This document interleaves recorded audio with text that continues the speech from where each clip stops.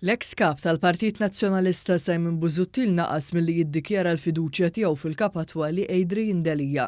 Dan sar wara li l-ġurnal The Times bat mistoqsija lid deputati tal-oppożizzjoni kollha jistaqsihom jekk għandhomx fiduċja fil-kap tagħhom.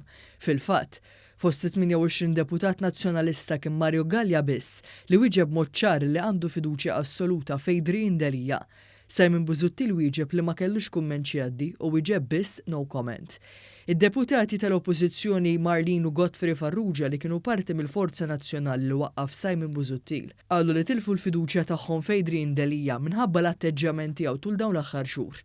It-Times irrapportat ukoll kif il-Kumitat tal-Etika tal-Partit Nazzjonalista ilu xolt minn mindu Adrian Delia laħaq kap tal-Partit.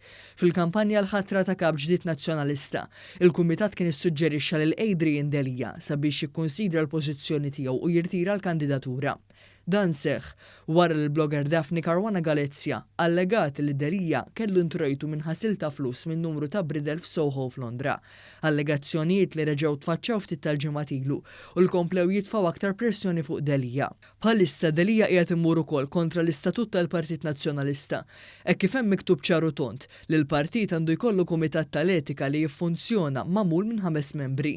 L-istatut jgħid ukoll li dawn il-membri għandhom ikunu persuni li għandhom il-fiduċja tal-pubbliku u li għandhom ikunu persuni integri u onesti. Liema persuni għadhom neqsin mill-Kumitat tal-Etika u l-Partit Nazzjonalista ta' Adrian Delia.